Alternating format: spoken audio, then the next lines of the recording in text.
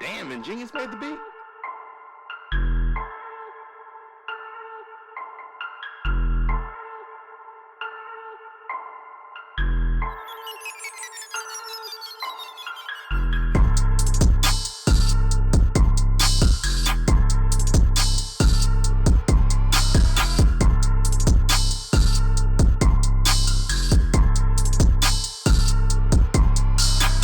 Yo, welcome to another episode of the Coach Life Podcast Radio. I'm, of course, your host, the Prince of Positivity, Coach Steve. Join with me today, I got a special one, a very special one. Another one of my former head coach, one of my former coaches that I got the pleasure to get my tutelage from and also get a chance to coach next to. I'm not gonna waste any time because this is another one of those hard-hitting pods that I'm excited to get into. Without further ado, Coach Bill Hesslau. How are we doing, Coach? All right, Steve, how you doing today? Fantastic. All This right. is a long time coming, Coach. Oh yeah, it's been years. What year did you graduate? Who's the head coach when you were a freshman? Do you remember? When I was a freshman, it was we just got Wagner was just leaving when I was a Wagner freshman. was just leaving, so Bob DiCarlo. DeCarlo was our head coach because DeCarlo ended up going to Benedictine shortly after, and I ended up getting coached again by him at Benedictine. Okay, yeah. So right when DeCarlo Well, first that gives me started a his range because second I batch. had about three coaches before you. You Before, had a lot of players and a lot of coaches. yeah, about 12. I think 12 different head coaches at St. Joe's I went through. We'll get into that too. That was a very awesome journey, a very awesome journey. Coach, before we jump into it, I want to get a little bit of just of your background. How did you get into coaching?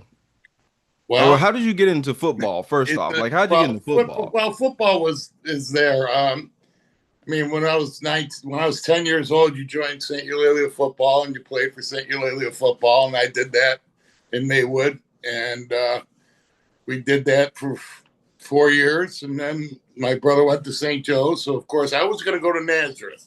It Oh, was the coach. first year they went co-ed. Hmm. As a matter of fact, it was the first year they went co-ed. Would have been my freshman year, but they weren't going to have football, so I ended up going to St. Joe's, which helped us out financially because St. Joe's at that time gave the 2-for-1s.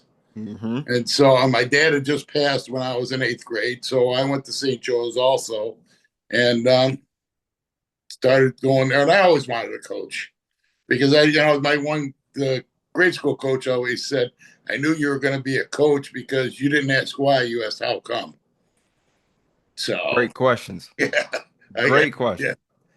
So, and so then after St. Joe's, I went to Triton, and I always thought I could play with the big boys. I could have went to like Benedictine or St. Norbert's really recruited me pretty hard, but I wanted to play with the big boys. And I went up against a guy named Demetrius Hawthorne. It's amazing that I still remember his name. I was 18 years old. He Hmm. was 6'3", 327 pounds, and Man. he was from Florida. And I tried to block him, and he went through me like I wasn't even there. And I tried again, and he did the same thing again to me. And I seriously had some serious thoughts about, not playing football anymore. He gave you some So I doubts went to, from those hits. pardon me? He gave you some doubts from those hits, huh? Yeah. It sort of told me that I couldn't play with the big boys. I mean, at that time, Triton College was ranked in the junior college in the top 5 in the nation every year. Hmm. So I went to the coach the next day, Coach Yankis, who coached at Proviso West in high school. He said, I told him about what I felt. He says, well, what are you going to do? I says, well, I think I might go coach the grade school. He says, Bill, he says, you're the best long snapper I've seen in a long time. He says, why don't you just stick around and, be the long snapper for us? So I said, all right. So when practice started, they took those long snappers and all the specialty guys, and they like threw them over into the corner. And I'm sitting there snapping, and that's all I'm doing, snapping and snapping that. And I said, so the only way I'm going to get on the field is I got to hope we punt or kick a field goal. I said, this Hmm. isn't what I want in football. So then I told him that it's not for me. He was like, okay, I respect that. Then I went over to the grade school and started coaching grade school football at 18 years old. What was that experience like? Because obviously at 18, we're still figuring out life. It's like, and now you're teaching the game of football to grade school kids. How was that transition? Well, basically, I did what my coaches did. And I actually molded into a real good coach right away because coaches steal from each other. Nobody makes anything up. And if anybody tells you they made it up, they're lying to you. We Absolutely. steal. And I just did what my coaches did with me. And I did it at a lower level.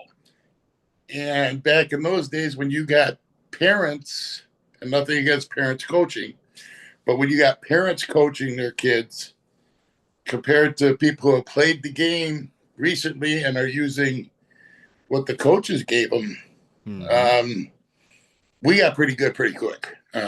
We were always down at the bottom of the barrel, and I started with the widget level, the 9 and 10 year olds, or the 10, 11 year olds, and we got pretty good. And the head coach of the varsity quit, and they asked me if I wanted the job. I said, yeah, but they didn't know that the widget coach might want the job. So they gave him the job accordingly because his son was moving up. Right. And I took the widget job. And I think after the second year, it was, we were pretty successful. And that's where everything started blossoming from there. One of the things I remember most, my time coaching, well, getting coached by you guys, but you and your brother, I got real world experience right now. So I could only imagine as a high schooler, like I'm learning the game of football. I'm also learning the game of life. I'm also learning so many other aspects that I was able to use in high school and into college. Absolutely. Did you, Yeah. Yeah. I get it. I get it. You would know, you, I still remember my fifth and sixth grade coach sat us down. He was kneeling one time and he said, it doesn't matter what you do in life. Just do it. What your job is or anything like that. Just do it to 100%.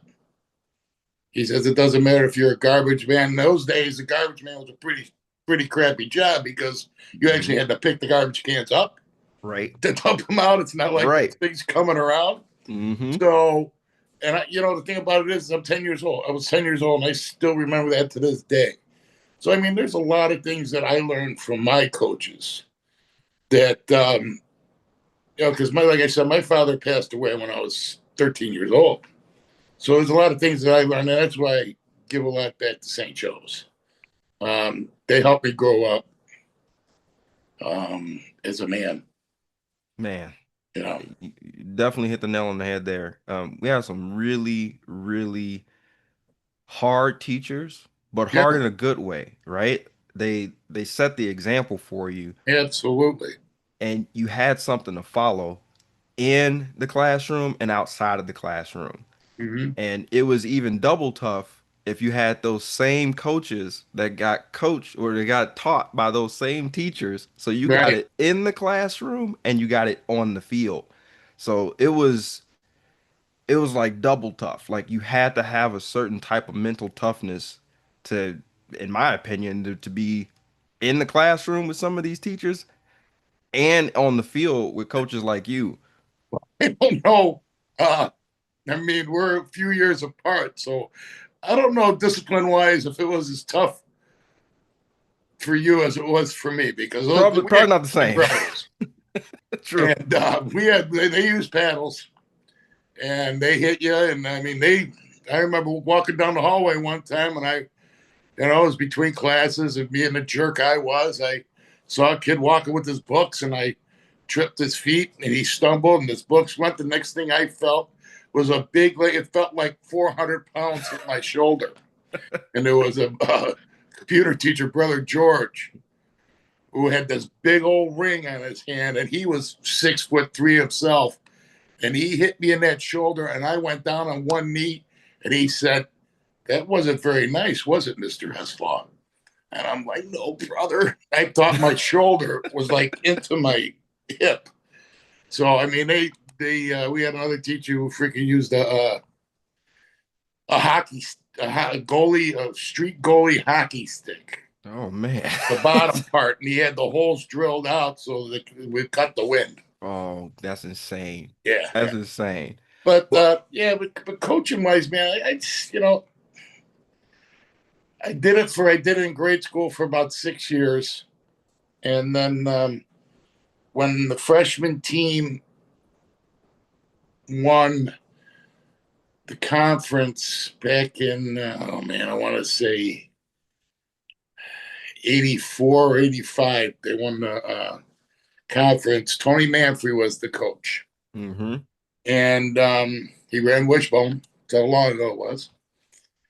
And I was coming around there because I had like 3 or 4 kids that actually played on that team, and one of them was one of their top running backs, Derek Walker. And he said, "I got to get you over here. Got to get you over here." Well, at that time, they didn't allow like just regular people just to coach, so they put me down as a field maintenance the next year, and uh, you're probably going to remember this too. And I started lining the fields. Yes. That was my first job at St. Joe's. Of course, that's what they put me down as Mm-hmm. because they did not have the ASEP certificate yet, where you could coach with an ASEP certificate. You didn't need to have a teacher's degree. Yep.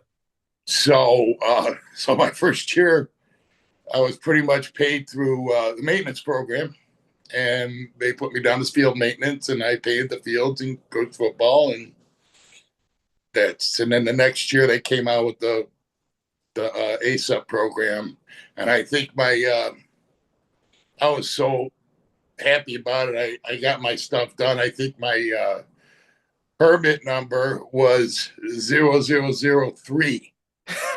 You dating I yourself, got that coach. thing done and got it, and and they still do it nowadays with that, but it's a little bit more. Of course, everybody's got to get their dollar out of it. Absolutely. Absolutely. So I and then I still came over to remember you. St. Joe's. I started coaching freshmen, and he didn't make me the head coach. He just had me as an assistant, and I thought I was going to go in there, boy, and just gang bang, and then just go out there with a whirlwind and kick everybody's ass because that's the way it was in grade school. Mm-hmm. Well, what I quickly found out was high school is a whole different ballgame. Yes, it We was. we played. Yeah, I don't think it was our first game. It might have been our second or third, but we played St. Pat's, and they trapped us up and down the field. I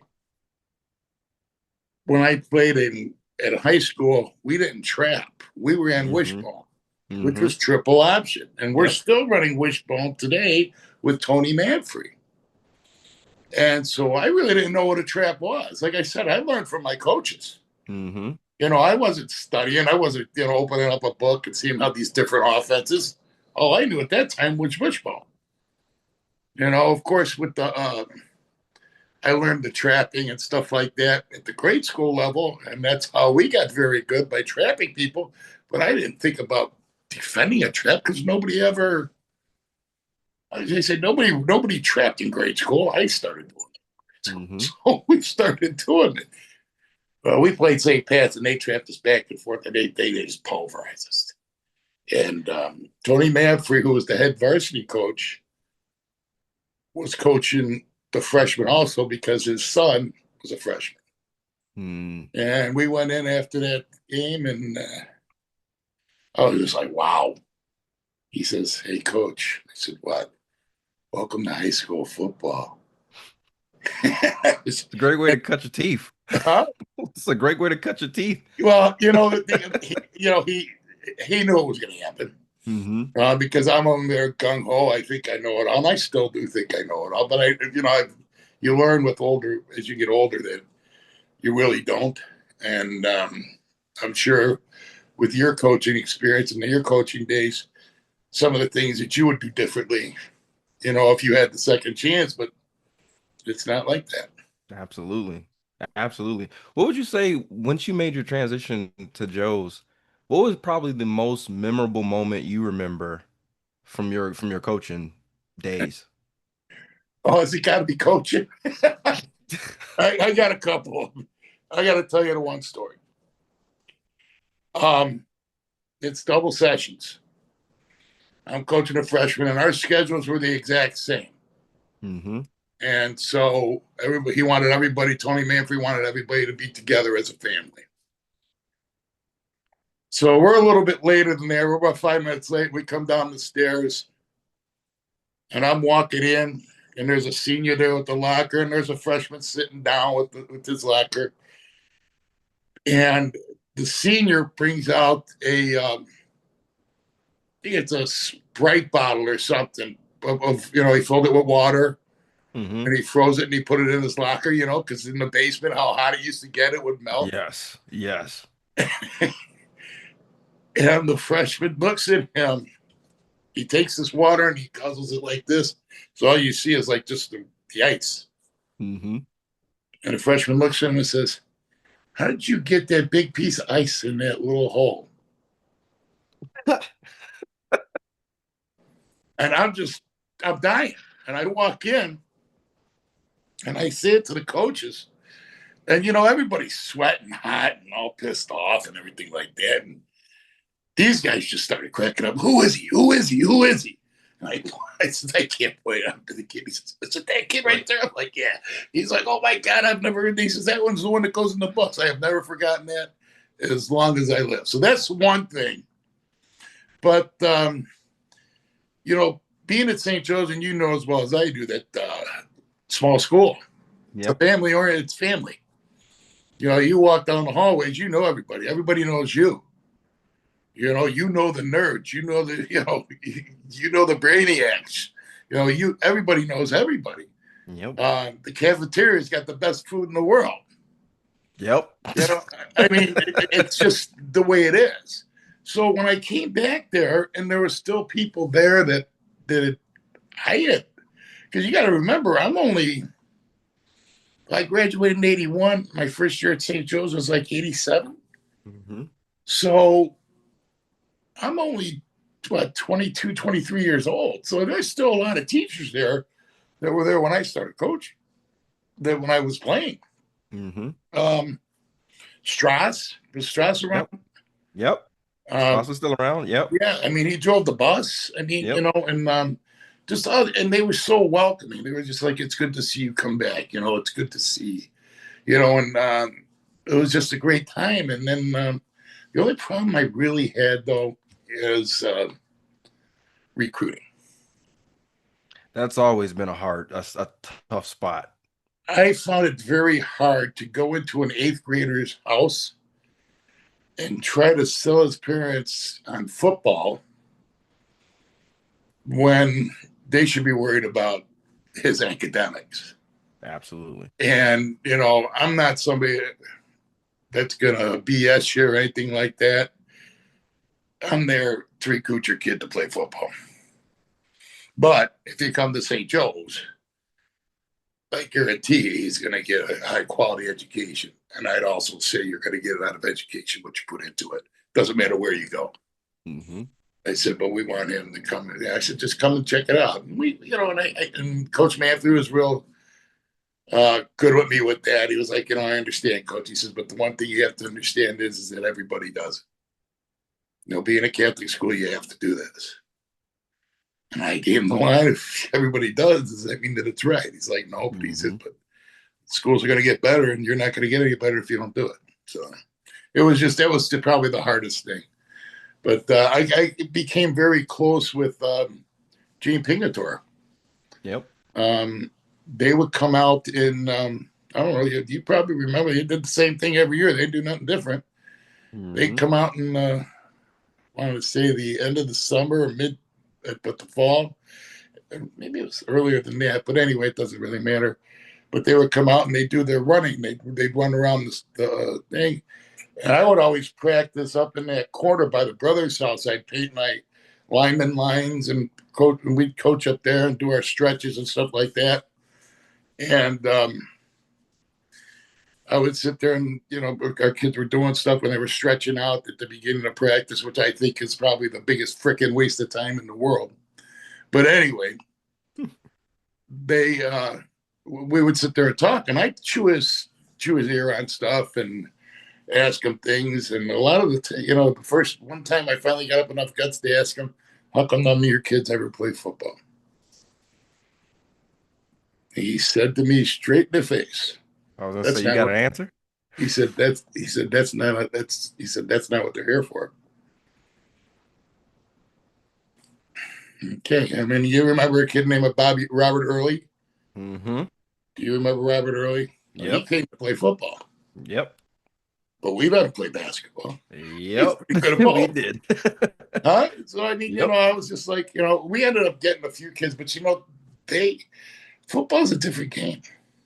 You Hmm. gotta have that thing inside you that makes you want to play. Because we had a couple of kids come out later on that were just mammoths, and if they played hard and played tough, they're 6'10", 6'8". Those are defensive ends that any college would take a chance on. That's Absolutely. what I used to say to the kids. He says, we never stop them from playing, Bill. He said, they just want to play in the fall. They want to play basketball. They want to play. They want to play. They want to play. He says, there's only one person. He says, maybe two that I told him they couldn't play. He says, Isaiah Thomas wanted to play football. And I told him absolutely not. He says, can you blame me for that? I says, no, I can't blame you. I says, but I saw him throw a football one time. And I said, I really wish he was out on the football field. And this Hmm. was when I was a sophomore in high school. So, it's always been a thing. But You I never always know. We could say, have had the next Bo Jackson. well, God, you say that, and that's where I said, mistakes that you make as a coach. I had a kid, Shayon Grider, who I put on the offensive line. My first year as that coach at the freshman level, and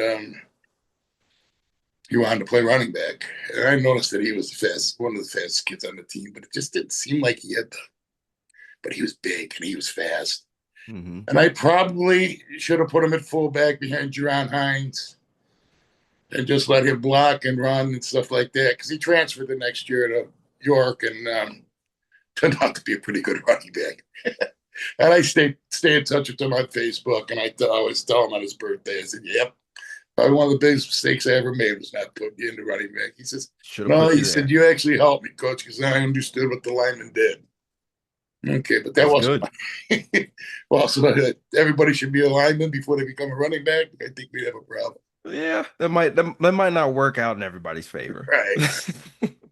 Coach, what has always been your main philosophy? I know you said it before was we still as coaches, we have to. That's the DNA of a lot of coaches. But what was your main philosophy that you developed in your coaching and how you brought, your Um, coaching out?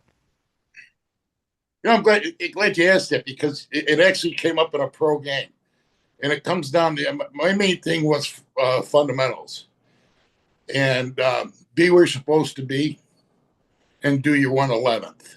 Now, I didn't make that up again. I didn't make that 111th up. I told you, Hmm. Coach, it's steal. Yep. I always thought that was a pretty good thing. Do your 111th. Don't assume as a coach that the player knows. Um, I always started my season with how many men have to be on the line of scrimmage for it to be a legal play. How many players does it take to be on a football field at one time? Hmm. How many different teams are there on one football team?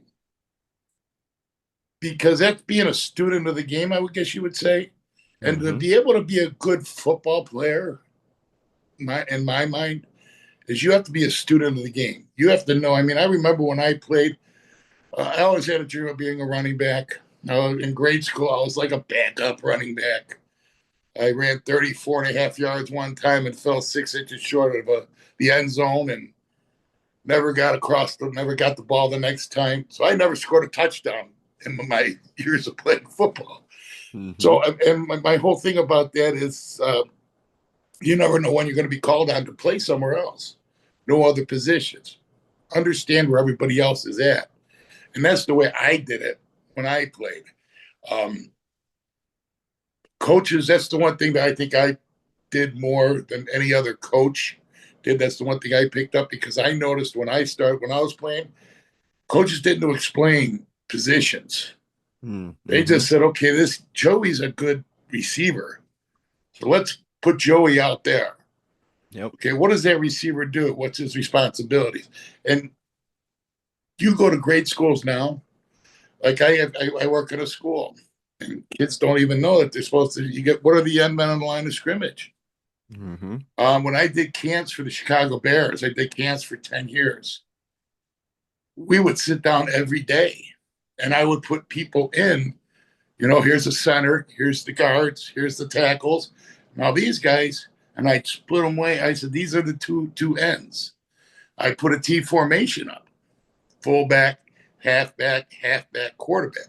And Mm-hmm. then I would explain to them, this right here is your basic football formation. These kids would look at me with cross eyes. Like, what's he talking about? I said, from here, any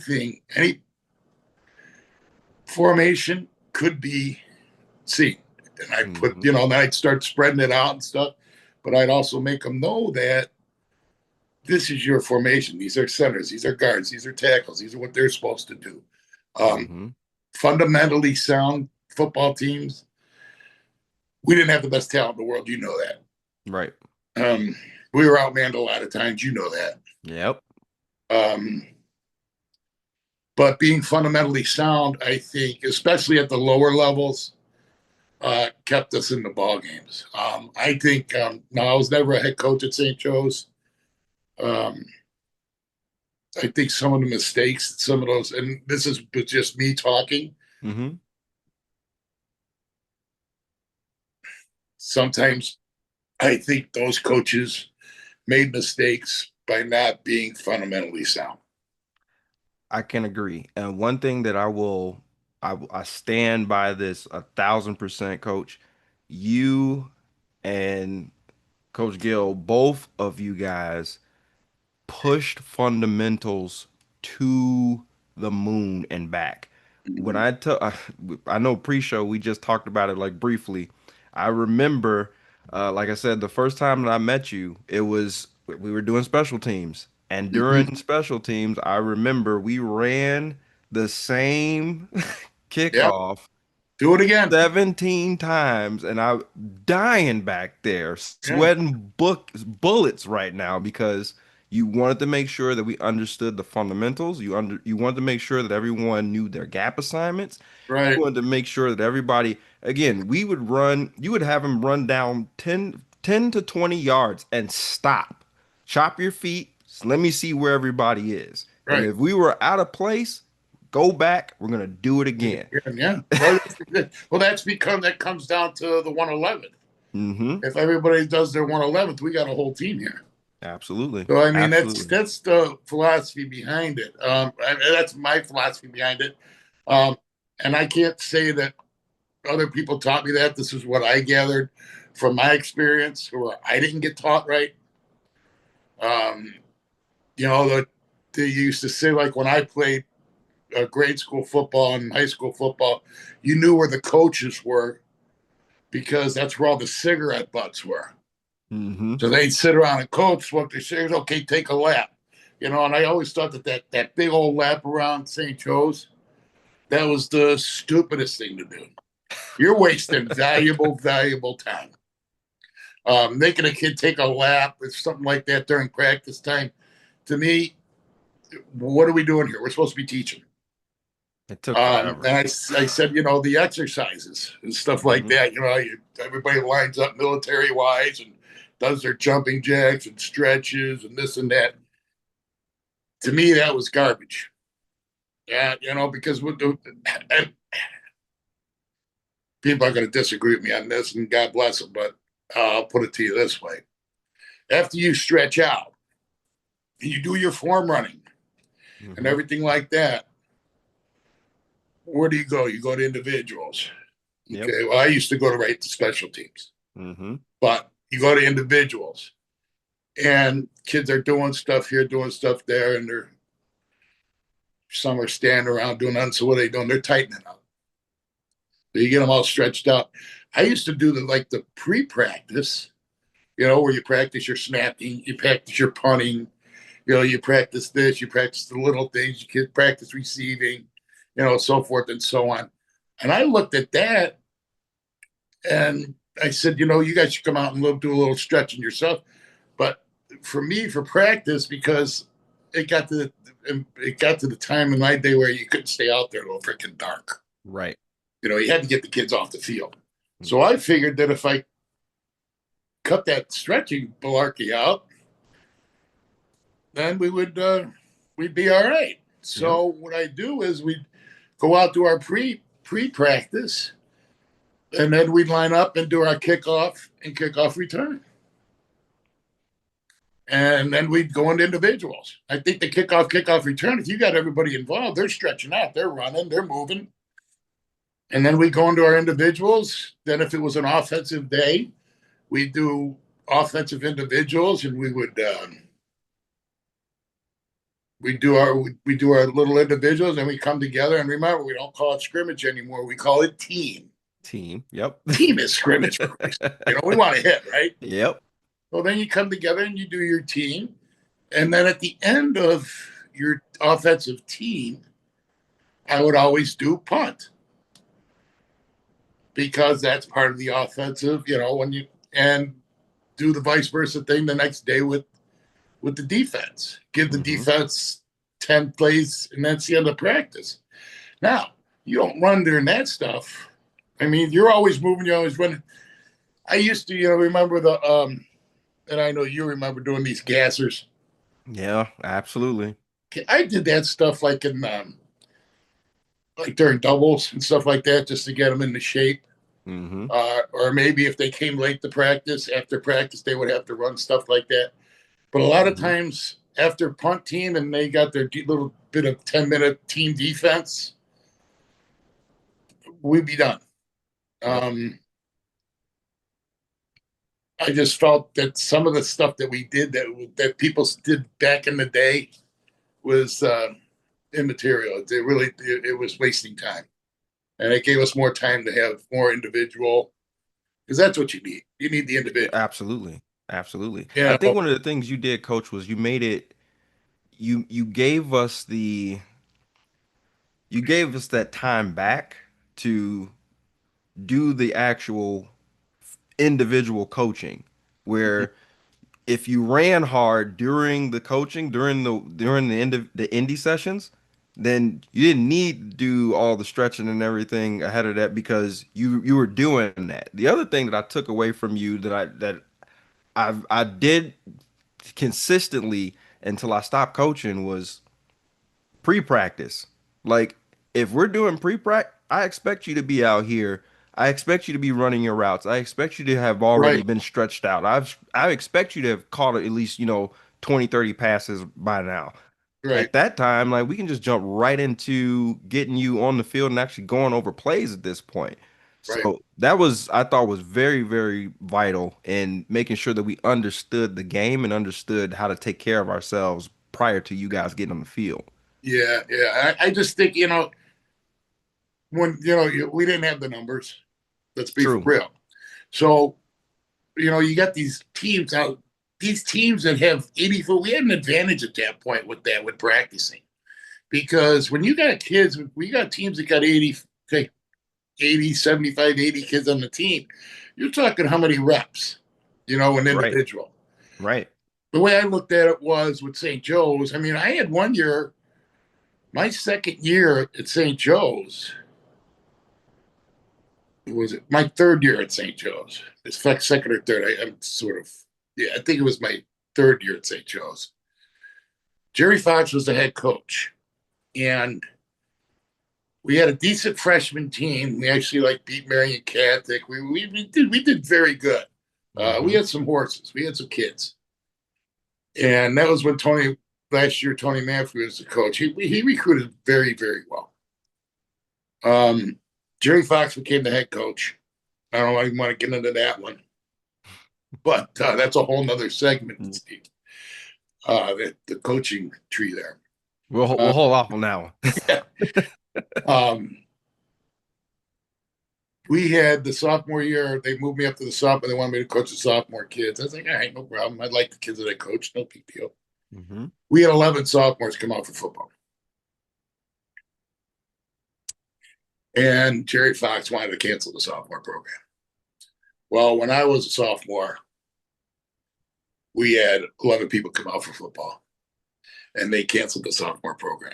And what did I do as a sophomore on the varsity? Gotta go up. I was a dummy. I didn't get any playing time. Mr. Coach Nezagoda, God help him. He lives in Elmhurst. He still looks the same. He's some years old, but he didn't like He didn't like underclassmen. No, it didn't matter how hard I tried. I wasn't going to play, and I didn't want those kids to get that. Right. So I talked Jerry Fox into giving us 4 freshmen. So we got 4 of the best freshmen. We went out, we ended up 4 and 5. We were playing Joliet Catholic at home. Mm-hmm. Halftime, it's 13-0. Ezra Prejean was my assistant or the other coach, and it was just him and I. And I grabbed him like this. I grabbed him around the shoulder, and I said, "You look at that scoreboard." I said, "You would never in your life see a St. Joe football team beating Joliet Catholic 13-0 at half." Now, we ended up losing the game 20-13, but there's some extenuating circumstances on that, too. We should have. Right. But the bottom line is, I think the kids, we had, what I was getting to was we didn't have to practice for 2 hours a day. Right. We had 16 kids. How many times are you going to rep? How many times? So we got a lot done. We'd run half line here, half line there, and who cares if they know we're coming over there? We'd have receivers out there, and we'd throw backsides and stuff like that. But we got our practices done, and why waste the time? And that's what I was getting to was we were able to get reps as a program. Our kids got more reps than probably other teams' reps, and that helped us, but didn't help us on the scoreboard. But I'll tell you what, I think it helped us with kids learning the game of football. I agree 1,000% because coming out of St. Joseph High School and then going into college, coach, I had win like nobody's business. It was I didn't see the sideline, but my senior year probably twice. Once when my contact got swiped out of my eye, and I had to come off on the sideline for 1 second, get it popped in, and then get back out there. And then one other time, I think I got my ankle twisted. So it was like, all right, come off for a second, make sure you're good. Now get back in there because now we're on defense. So playing both sides of the ball and playing special teams, you have to have a different type of motor, and you also have to have coaches that understand their players. Right. I felt like you always put us in the right position to be successful as best as possible, right? Well, yeah. Well, I think Coach Harris was your coach too, right? Yep. Yep. I mean, that guy's a great coach. Yes, he is. Absolutely.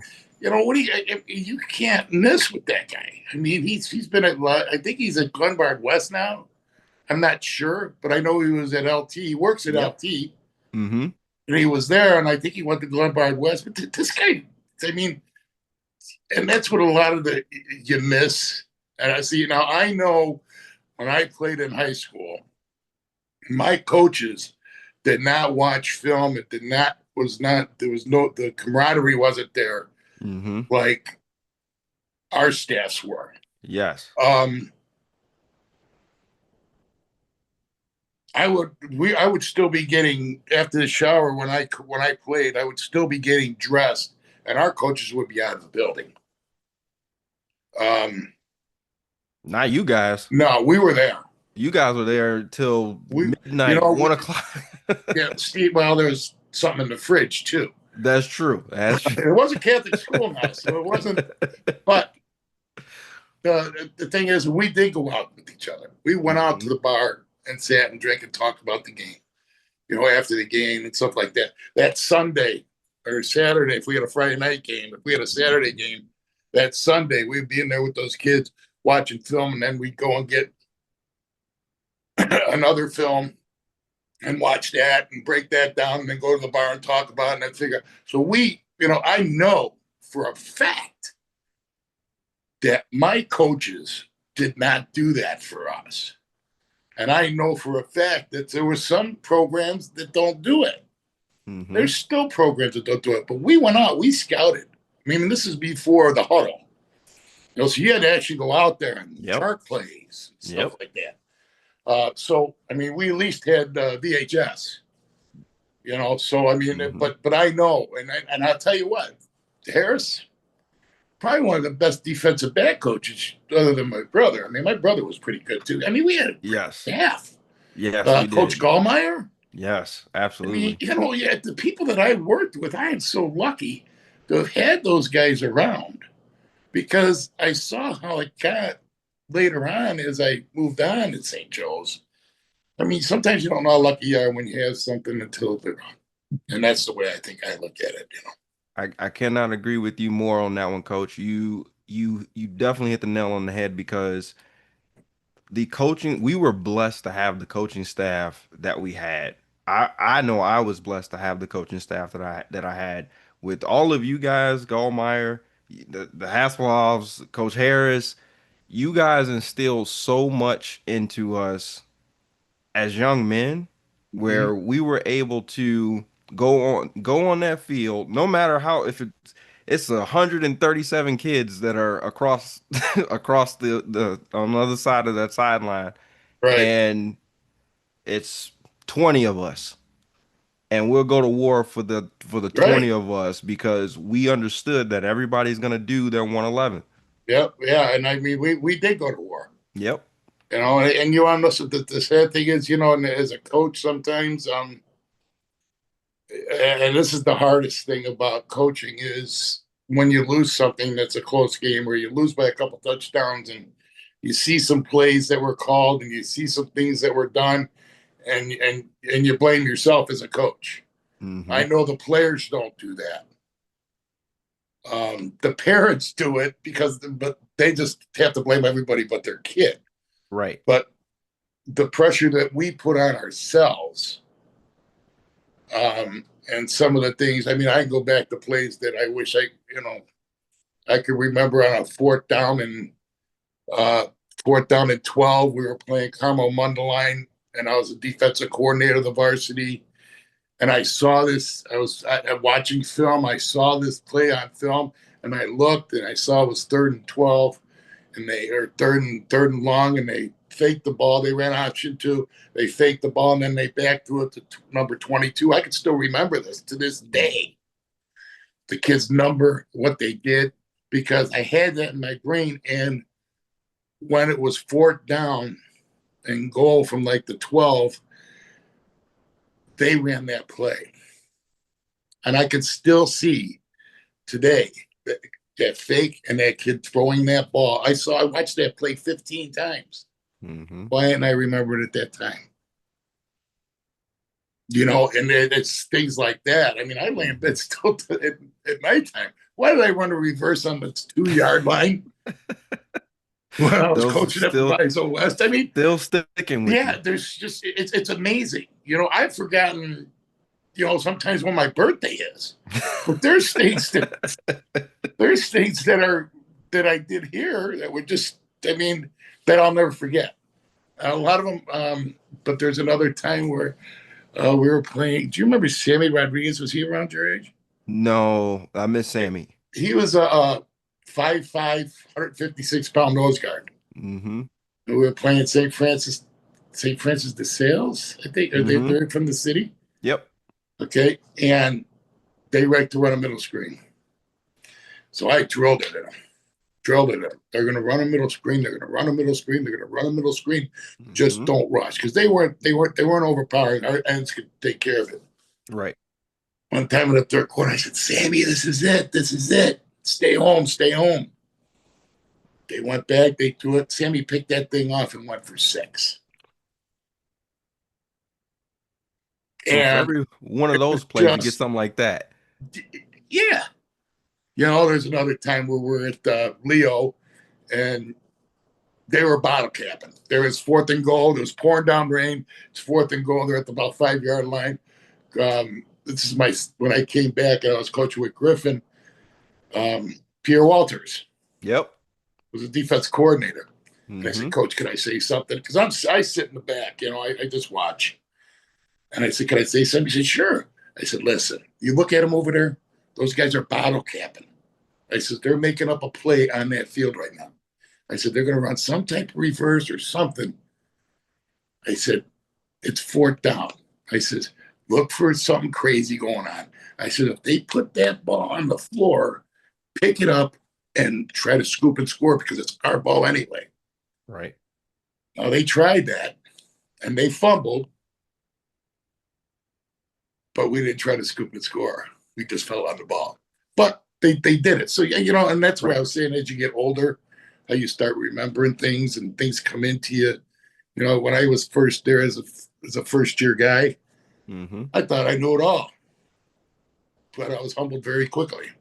And you do live and you learn. Absolutely.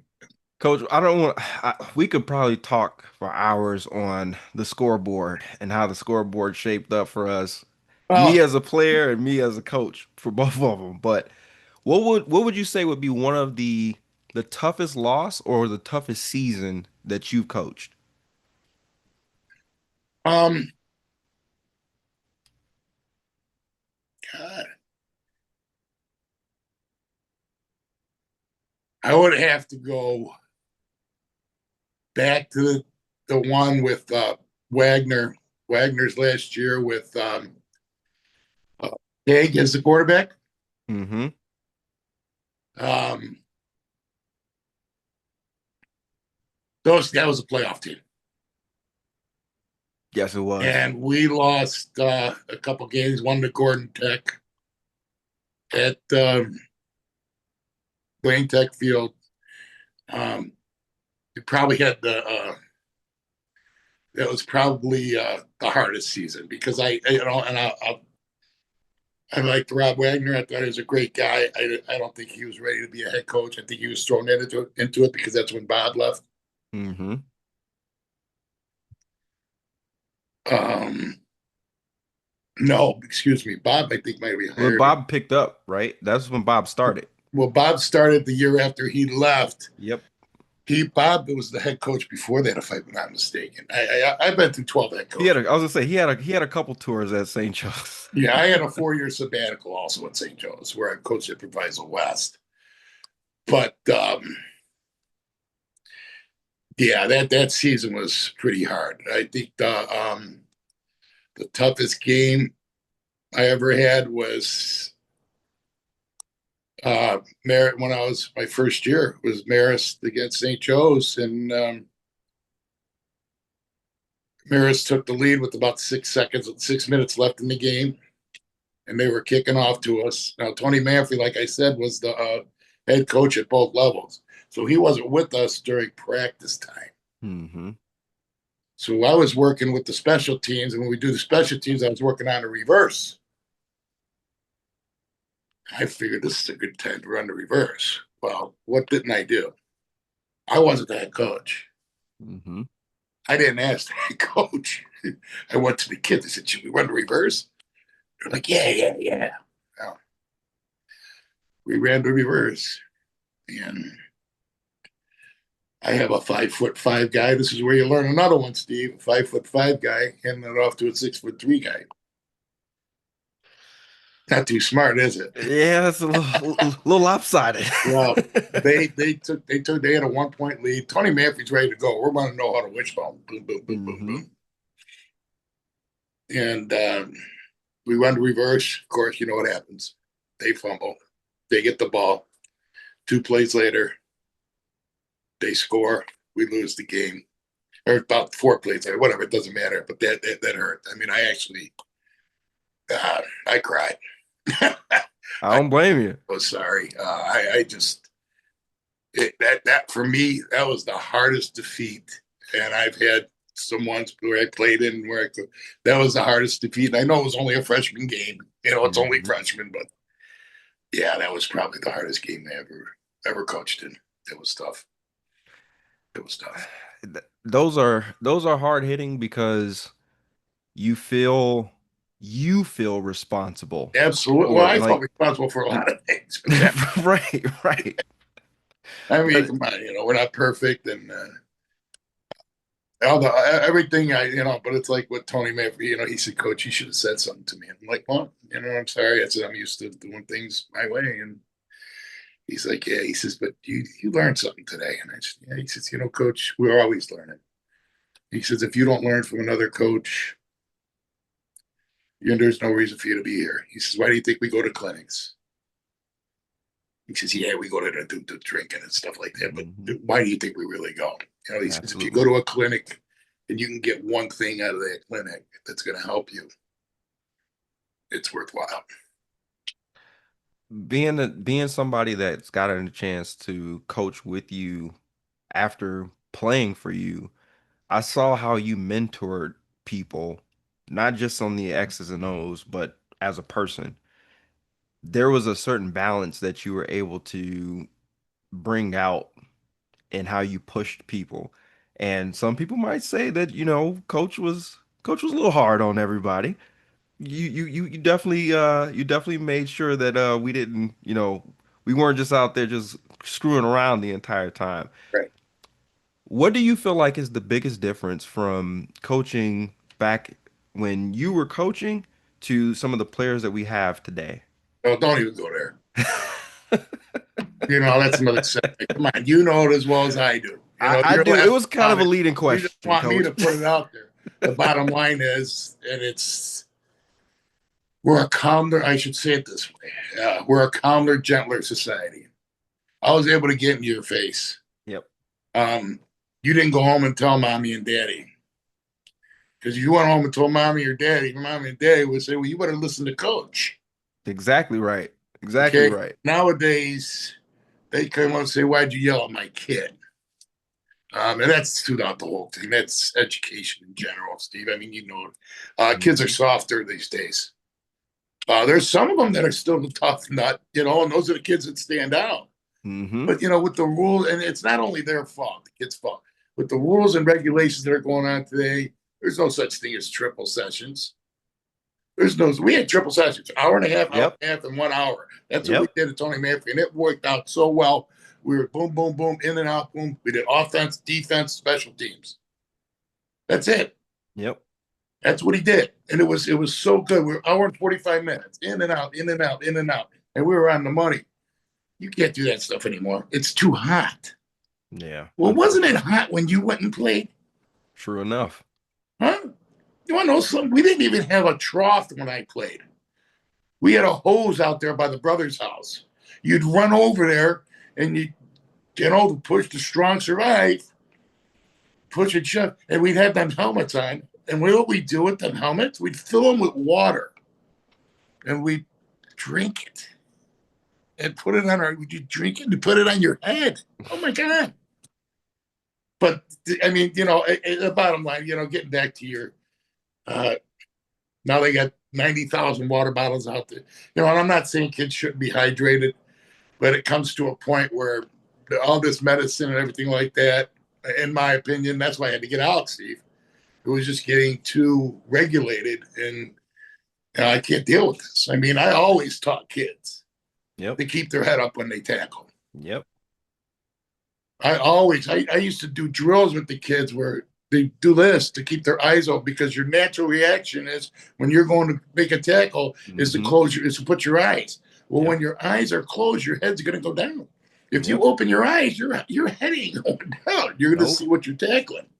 Now they've gone to the point where, do you remember head across the bow? Yep. Where you're supposed to put the head across the bow. Head across. Yep. You Head can't do across. that Yep. anymore. Nope. They want to take that totally away. So you got to do Yep. it. But they do have that new thing now, the alligator tackle, where you grab the guy and twist him. Twist But I them mean, up, right? it's just the kids are different. The whole thing is different. Not getting way out of whack. But look, I don't even like watching college anymore. You're getting paid. I mean, I know they were getting paid before, but we didn't have to Right. talk about it. Exactly. Guys Exactly. that signed a $13 million contract. It's sort of like me coaching grade school and then going to high school and having to recruit grade school kids. I didn't like that. I'm sure these guys don't like it, but they're still putting the money out. I don't know. I just think it's apples and oranges. Yeah. There's no doubt about it nowadays. The kids before were a lot tougher, a lot stronger. These kids these days, with all the technology and stuff, they might be a little bit more skilled. But I think sometimes, because you got younger coaches that are going with those skills, they don't teach the fundamentals like they used to. I don't think the fundamentals are stressed. I think if you watch it, you see it. Um, you see the real good teams in high school football that are constantly good every year. Number one, they Mm-hmm. have the players.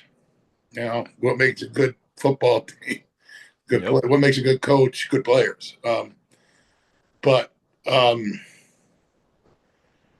they the fundamentals that are taught at that level shows. When we used to go scouting before Before huddle. before the films, before the huddle, Mm-hmm.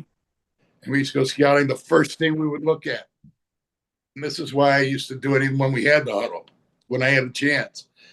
You go look at the team sideline, and you see the organization on their sideline.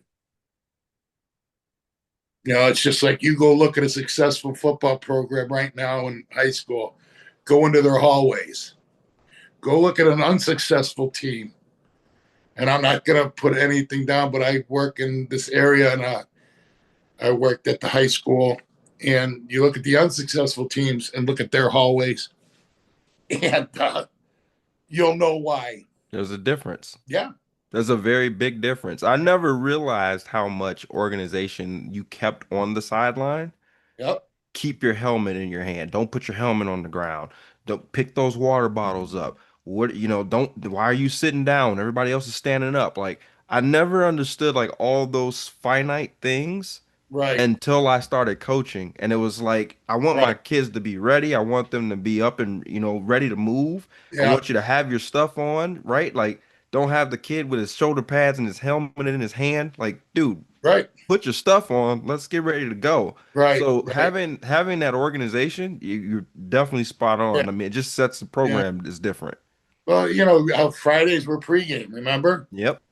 Yep. Or Thursdays were pregame, whatever we played on. Whatever. Yep. Whatever day it was.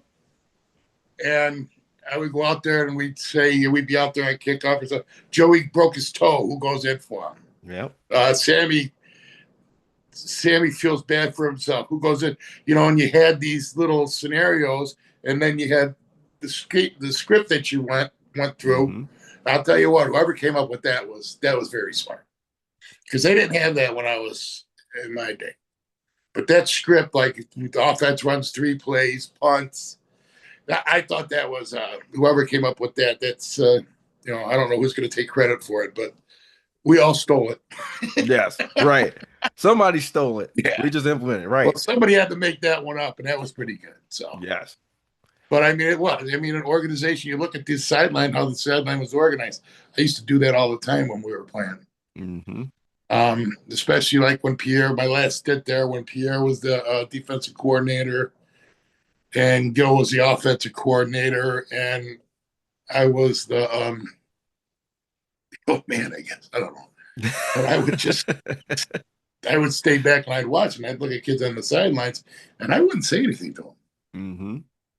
But come when we were in the coaches meeting, I would talk to the head coach, Coach Griffin, and say, "Hey, this shit, this is why." I said, "You can't have these kids turning around talking to their parents."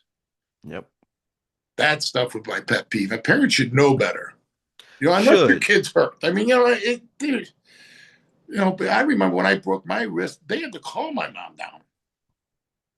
Nowadays a kid gets hurt, it's laying on the field. He ain't even hurt, and the parents are running out there.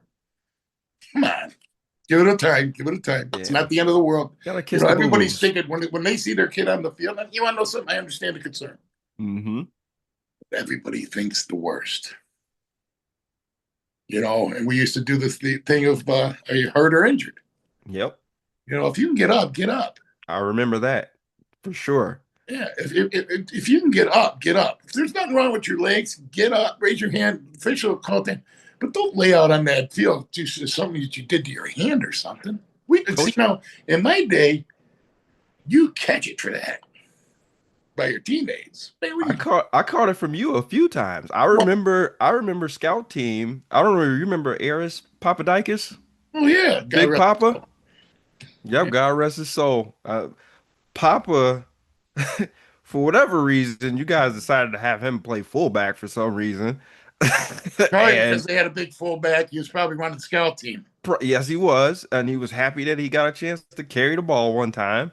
And I was playing free safety, and we had a Superman blitz. So here comes Steve, all 140 pounds of him soaking wet, going up against Papadakis, who is 6'3", 3+100 pounds. Clearly ran me smooth over. I remember you coming over and saying, "Are you hurt or you injured?" I couldn't tell you, because everything hurt at that time.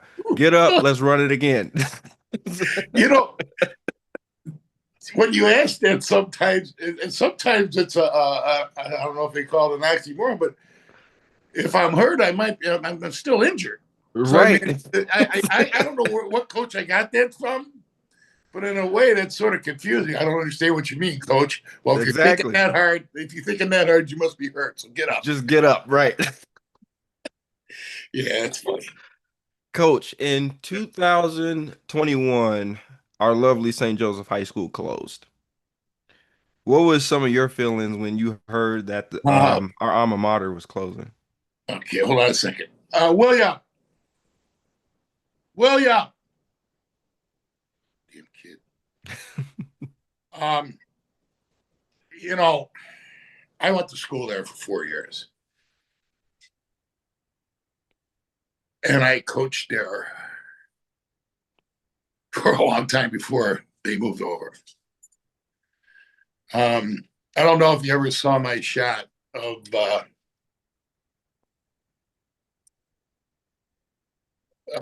July 3rd. They had the fireworks behind St. Joe's. Mm-hmm. We were sitting out there, and I took a picture of the cross, and the fireworks were behind it. Yep. Probably the most beautiful picture. My feelings. Uh,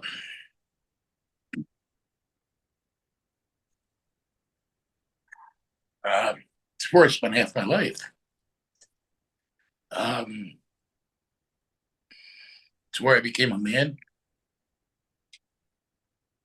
Like I said, my father passed away when I was 13. There were a lot of people that I hated at that time that I ended up respecting because what they did for me was right. Mr. Hornacek, great guy, just a great person. Gene Peter, I'll even go down to Brother Peter. Yep. I don't know if you had Brother Ed. Yep. The discipline, the caring, that's second to none. I don't care what school you went to. There's nobody got what we got when we went to St. Joe's. And when now, did you go to the old school too? Yep, I was at the old school. Hmm. Okay. Um, do you remember taking the walk? Did you guys do the walk around before the game? Yep. We walked around the building. Yep. Yeah. And you touched the Touched cross? the cross on the way out Yeah. to the field. Um, now I'll say this. I did that because that back of that school was never used. And it was actually should have been that back school was built backwards. Right. But it was so beautiful back there. And when we started playing them games out on our field, I wanted the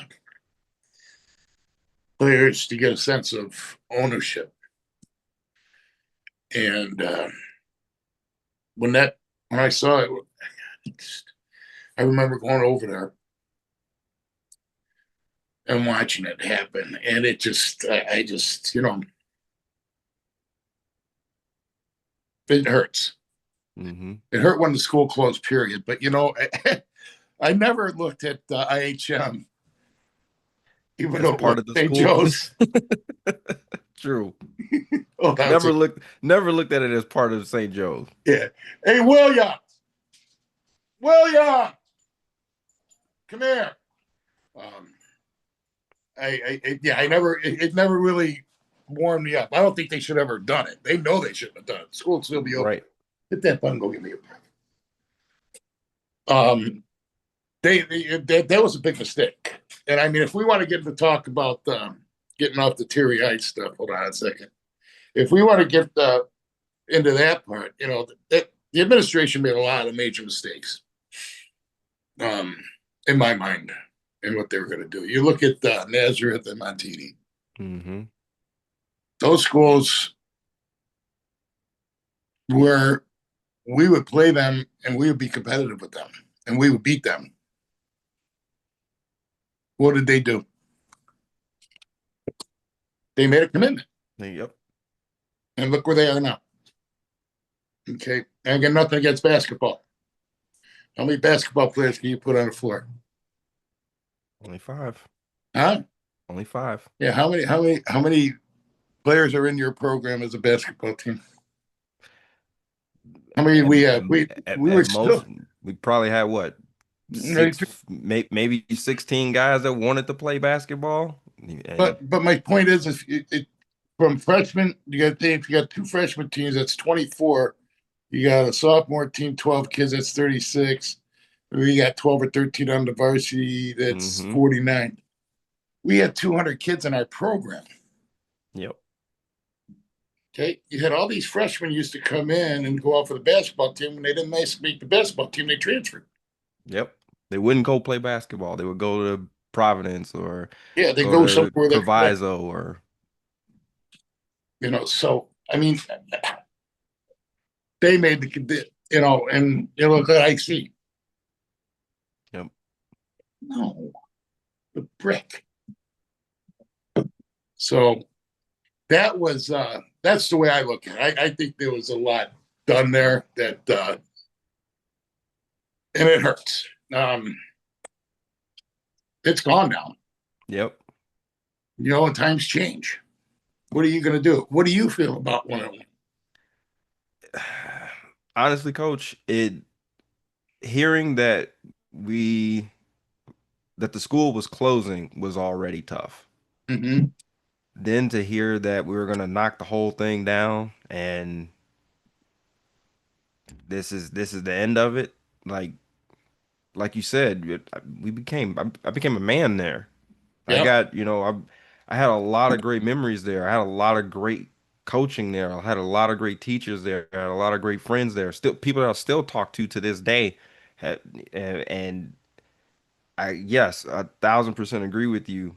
It was, it's sad, is what it was. It was sad because I'm gonna be honest with you, coach. It almost felt like that same, and I don't want to put this all on the administration because I don't know all of the administrative background of why Right, everything right, happened and it right. happened, but I Yeah. will say that I didn't feel like I had that same. backing like I had with my coaches. My Right. coaches consistently backed us, no matter what. I would have thought that we would have also had that same backing from the administration to keep the school alive. Yeah, well, they got into some serious debt when they bought HM. Yep. They couldn't get rid of, and I know a little bit about that. They couldn't get rid of St. Joe's because that's when they tried to sell it. That's when we had the market dropped. Yeah. They had a they couldn't get rid of it. If they were able to get rid of that program, that place, that school would still be there. What they got for it now. But the reason why I was yelling for my son, who's also a graduate of St. Joe's. Yep. Got a brick. Got a piece of I history got right there. 6 of these in my. Yeah, I got That's 6. awesome. I still haven't cleaned them out. I went over there the one day and I asked the guy. I said, can you get me some bricks? They had it. They had the gym almost torn down, and he said, "Yeah, I get you some bricks." So I came back the next day and he gave me six That's six awesome. bricks. Gave one to my brother. Um, but I had to. That's why I was yelling. I hope I didn't screw up the podcast by yelling and screaming. Not at all. Not at all. And I'm But not there was a editing reason that behind either. it. I'm not editing it either. We're gonna leave it in. We're leaving it Yeah, in. no, because there was a reason behind. You can edit it, but I mean, there's a reason behind why I did it. I mean, that Absolutely. school was that school had a lot to do with me as a person, and I think regardless of what happens, um, I think I'm a good person. I think I have deep compassion for people, and I treat people the way I would want to be treated, and that's basically what St. Joe's did for you. 100%. Remember, he who conquers labors. He who Yep. labors conquers. Yep. He who labors conquers. Yeah. Coach, you are again one of the reasons why a lot of us as former football players, as former St. Joseph players, as former students of the school come back to the school. You are one of those big reasons why, because again, it's the camaraderie, it's the mentorship. It's that we can tell that again, it's not just about the X's and O's. Like you cared about each person that was out on that field with you. You cared about what they were doing. You cared about their success. It always registered that, in my opinion, we've had the best coaching staff ever. I don't care what anybody says. This was the best coaching staff anyone that ever played football would be blessed to have, because you learn not just about the game, you learned about yourself, you learned about how to take care of each other, you learned about family, you learned about a brotherhood that was very different than anywhere else that I've ever worked and ever coached before and ever played before. It's just different. It's a very different type of vibe, and you were very Yeah. instrumental in that that mindset and why that mentality stayed so true to Charger Red. Like we all bleed Charger Red. Yeah. Yes. Hashtag. Yes, absolutely. No, I thank you for that. And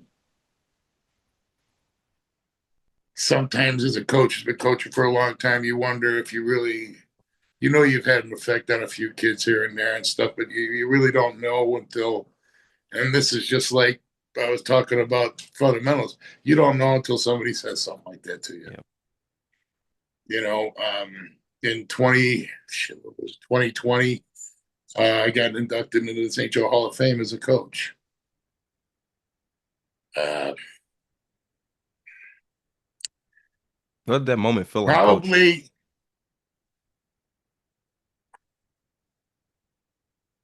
one of the greatest calls I ever got in my life. I remember I was sitting at work and I sat down and got the call from Dave Hotek,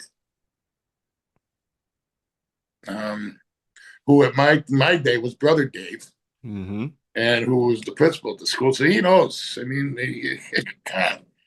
And what that meant to me, when you don't get into coaching. You don't do, to get those accolades, Right.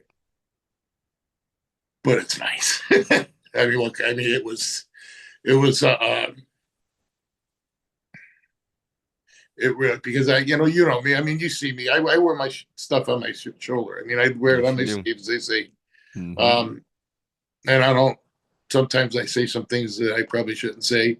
Maybe to administrators, maybe to people. I mean, it doesn't. You know, I walked off a field one time because they threw a pass with 9 seconds left when they were up 40-0, and they got down. We our guy ended up tackling him at the 1 yard line, and and I got in trouble for that. But I'll tell you what, and my point was to that, nobody's going to embarrass St. Joe's like that. Yep. Be around and not hear about it. Yep. But it was just that was a great night. It was the night was one thing. Being called and told that I was getting that I was elected into the Hall of Fame at St. Joe's was Special. priceless. Knowing that my brother was in there as a player, probably should have been in there as a coach. But the thing about me is I was the second longest coach, longevity wise, to Gene Pingator. Yep. So I mean, football wise, I was the longest coach there. I guess you stick around long enough, they got to give you something, right? But it was a great honor. Coach, it was well deserved. It was absolutely well deserved. But I appreciate you saying what you said, because that means more to me than any Hall of Fame award I can get, knowing that I made a difference. You absolutely made a difference, not just in my life, coach, but in a lot of players' lives, a lot of coaches' lives. Uh, We still talk about you to this day. We still have conversations about all positive, I promise, all What? positive. Hey, no, no, no, no, no. Some of it's got to be funny. Some of the stuff I Oh, did, couple, man, couple of them are, yeah. it's got to crack you up. I think of some of the stuff. I'm like, Oh, oh, God, these guys must absolutely. think I'm nuts, and Absolutely. Absolutely. I was a little bit. Well, again, I cannot say enough about what you've done for the St. Joseph community, for the Westchester community. You are a staple and will live on forever as one of the best coaches to ever step foot onto a football field, whether it be at St. Joe's or whether it be anywhere else. You you are one of those coaches, and that's not I sugarcoating anything, appreciate that, coach. Steve. I Bef- appreciate that. Before we get out of here, coach, I Okay. got I got one more question for you. For that player that is finishing up college or finishing up high school that wants to start coaching, what are some of the advice that you would give that newfound player so that he can have that same success that you've had over your coaching I career? think I go back to what I was talking about before. You yourself as a coach have to be a student of the game. Stick to the fundamentals. Talent is talent. If you're good enough, they're going to find you. But if you're fundamentally sound and you're a student of the game, teach your kids to be students of the game. If I'm talking to a guy who wants to be a coach, do your homework. Don't just look at film and think everything's going to be easy, because there's one thing on film that you can't read, and that's speed. And speed Yeah. kills. But I would just tell them, make sure you're fundamentally sound. Even if you're just I shouldn't say just an assistant, even if because that's what I was. I was just an assistant. But make sure you push to those other coaches, and that'll give you a rise. I mean, and make sure you push fundamentals, fundamentals, fundamentals, because without fundamentals, you're nobody's. It's not going to work. Coach, I thank you so much for taking time out to jump on this pod with me and have this conversation. You have no idea how much this means to get a No, chance to talk to my I old don't, coach. because you hit me a couple times. I mean, I'm not a sentimental guy, but I am in a way. But yeah, it meant a lot to me too. For you to even think about talking to me and having me do this, it was a great honor. Definitely appreciate it, coach, because again, You've instilled spiritually, mentally, and physically a lot of things that I am today because of that football field that you made me work my ass off on a regular basis. So I appreciate everything that you've done for myself, for countless other football players out there, countless other coaches out there, and everybody else that's in the St. Joseph community. Thank you so much, sir. All right. Again, if you like what you heard, smack that like and subscribe button if you want to hear more from the Coach Life fam. Until the next time, family, stay positive, my friends.